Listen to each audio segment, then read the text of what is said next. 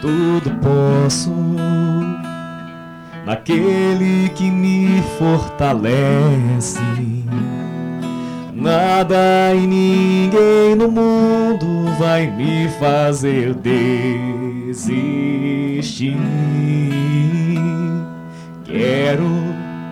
Tudo quero, sem medo entregar meus projetos, deixar-me guiar nos caminhos que Deus desejou pra mim.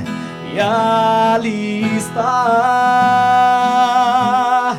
vou perseguir tudo aquilo que Deus já escolheu pra mim. Vou persistir, e mesmo nas marcas daquela dor, do que se for, vou me lembrar. Realizar os sonhos mais lindos que Deus sonhou. Em meu lugar está, à espera de um novo que vai chegar. Vou persistir, continuar a esperar e crer, e mesmo quando a visão se turva e o coração só chora, mas na alma a certeza da vitória.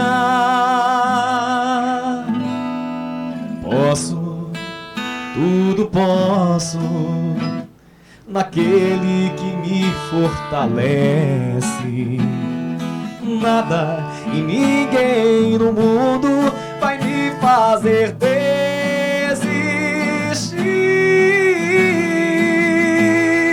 Vou perseguir tudo aquilo que Deus já escolheu pra mim. Vou persistir, e mesmo nas marcas daquela dor, do que se for, vou me lembrar. Realizar os sonhos mais lindos que Deus sonhou. Em meu lugar está, à espera de um novo que vai chegar. Vou persistir, continuar a esperar e crer, e mesmo quando a visão se turva e o coração só chora, mas na alma a certeza da vitória. E vou sofrendo, mas seguindo enquanto tantos não entendem. Vou cantando minha história, profetizando que eu posso tudo posso.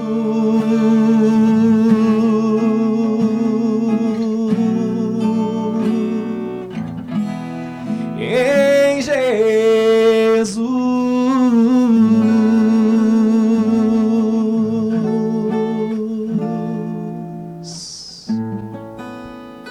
Que alegria a gente poder se encontrar mais uma vez. Estamos aqui no nosso programa Coisas da Vida, feito com muito carinho, com toda certeza, para ir de encontro ao seu coração.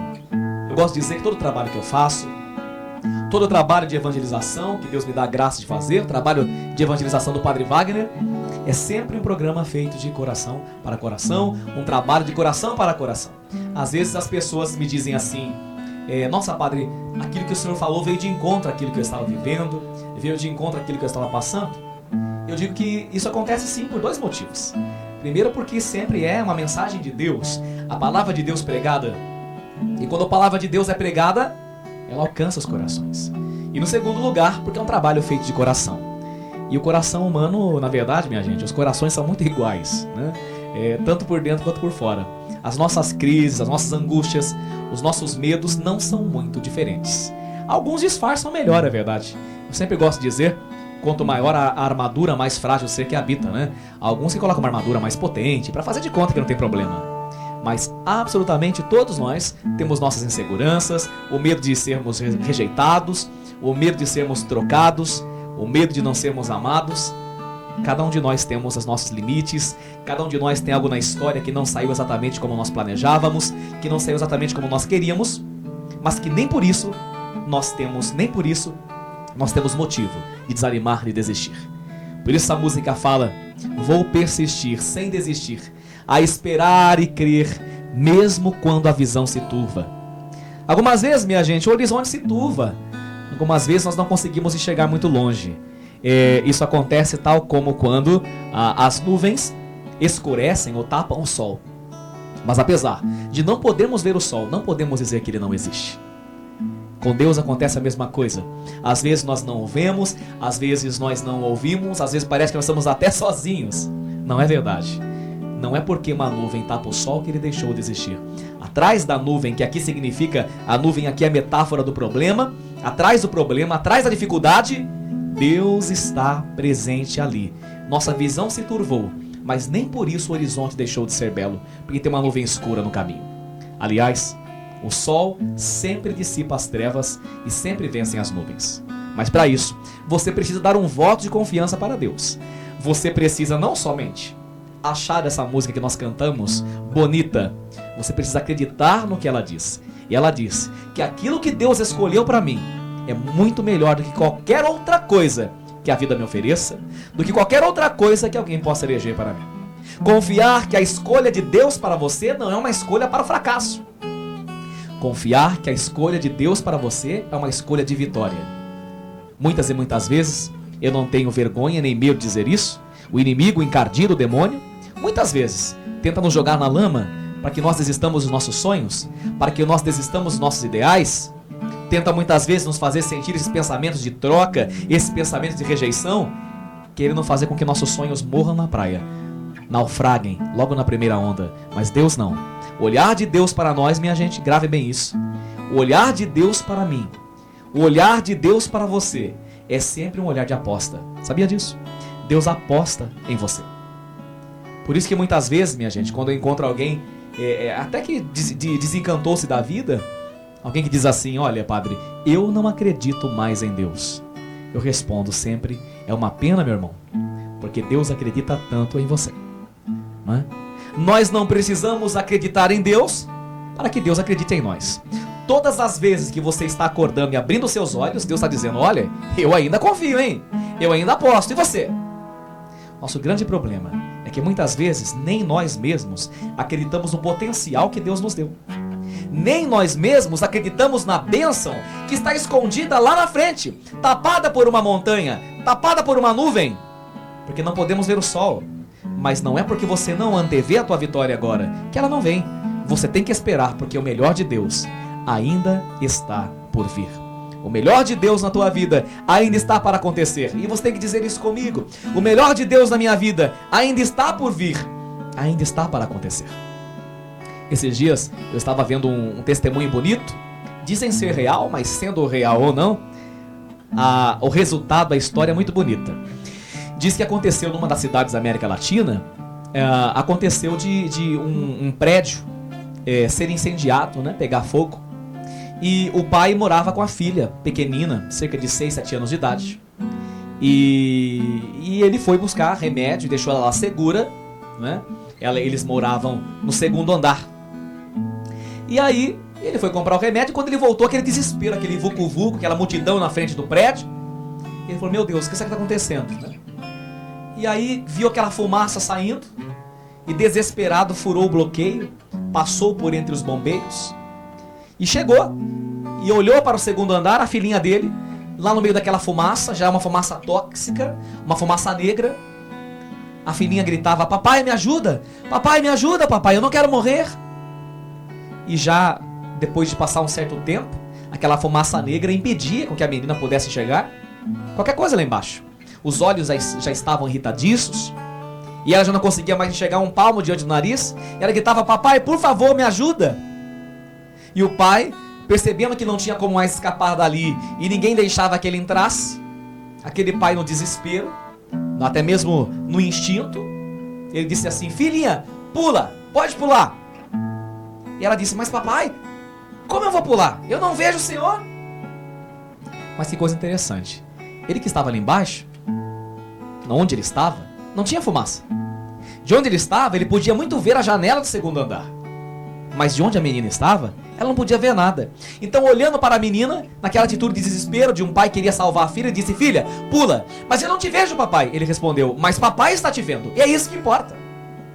E naquele momento, sem uma sombra de dúvida, mas cheia de confiança, a menina pulou, foi salva e pega pelo pai.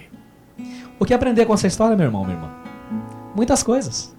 A fumaça tóxica, a fumaça negra, significam os problemas que nós estamos vivendo. Significam as tribulações pelas quais nós estamos passando. Nós não estamos vendo a Deus. Nós não estamos vendo sequer um palmo diante do nosso nariz. Mas Ele diz: pula, meu filho, pula, minha filha, porque eu estou te vendo. Às vezes, meu irmão, minha irmã, os problemas turvam nossa visão, os problemas turvam nosso futuro, e nós somos incapazes de enxergar o que está acontecendo. E você diz: Senhor, eu não te vejo. Cadê? Cadê uma luz? Mas Deus te diz: eu te vejo, então pula. E para pular, meu irmão, para pular, minha irmã, você precisa dar um voto de confiança para Deus, como aquela menina. Santa Teresinha do Menino Jesus nos ensinava: nós precisamos aprender a ser como criança, como bebê no colo de Deus. E quando Ele disser pula, pulemos. Me lembro uma vez que eu pregava aos jovens em Sorocaba e região, e eu dizia: minha gente, a fé funciona assim. Primeiro você põe o pé, depois Deus põe o chão.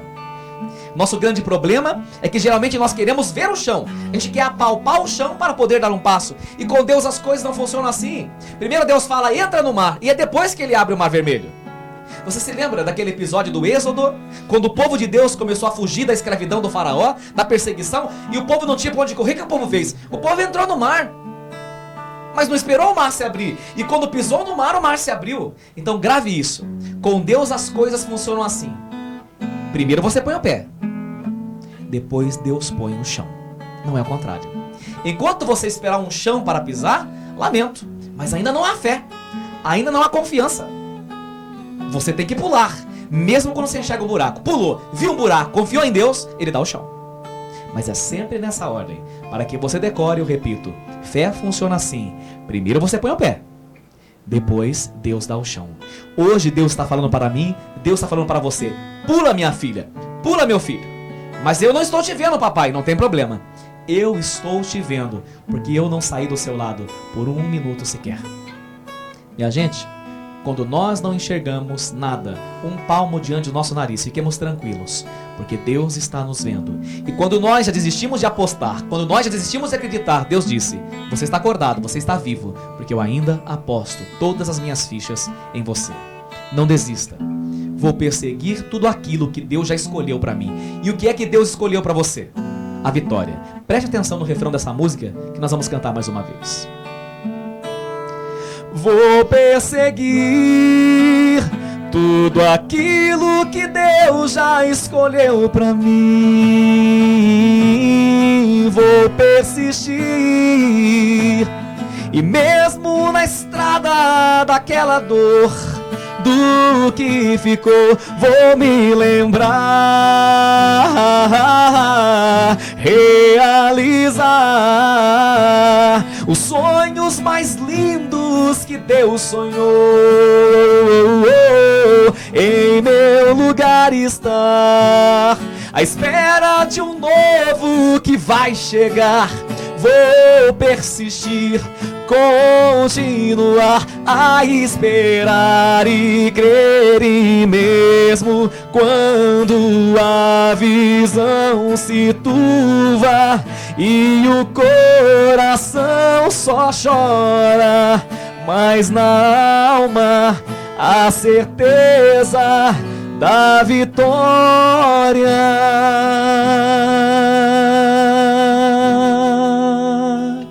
E aqui nós precisamos aprender uma outra coisa muito importante que essa música nos fala. Essa música fala: eu vou persistir no meu lugar, no lugar onde Deus me colocou. Seja sincero e realista comigo. Às vezes dá ou não dá vontade de abandonar o nosso posto? Às vezes dá ou não dá vontade de abandonar o nosso lugar?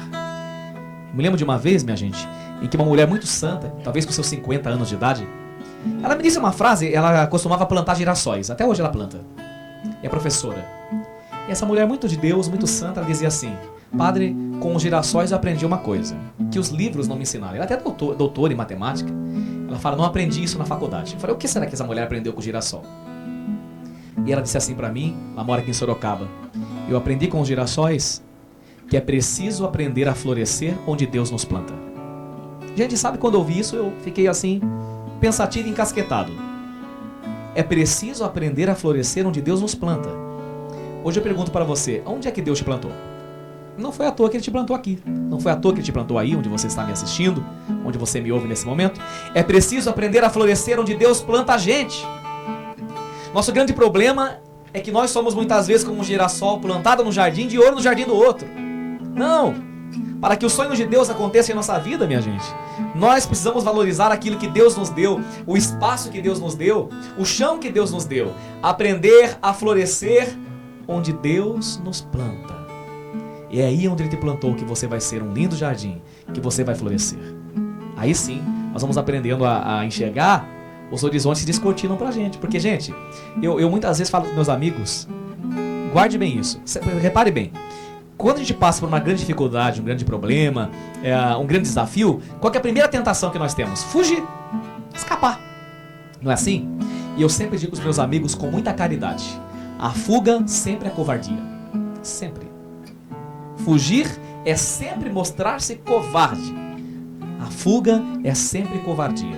Nós precisamos aprender a florescer onde Deus planta a gente. Então nunca mais me esqueço daquela mulher: padre, aprendi com meus girassóis que é preciso aprender a florescer onde Deus nos planta. Mas aí talvez possa dizer assim: mas padre, será que a vida não poderia ser um pouquinho menos complicada? Quem sabe, né? Claro, talvez. Mas não é assim que funciona. Então, aí eu me lembro de um episódio, para concluir o meu programa de hoje, eu me lembro de um episódio muito bonito que aconteceu. Claro, o episódio em si é até um pouco trágico, mas a lição bonita. Aconteceu em Oakland, né, lá na Califórnia. E certa feita aconteceu um incêndio lá. E quase tudo não ficou em pé, né? Essa é a parte trágica da história. Quase tudo não ficou em pé. Mas como é interessante ver às vezes na parte trágica também a beleza que está escondida ali, né? Na tragédia, quando a gente tem um olhar de fé sobre ela, nós conseguimos enxergar a beleza também que pode se esconder ali, as lições que podem ser tiradas ali.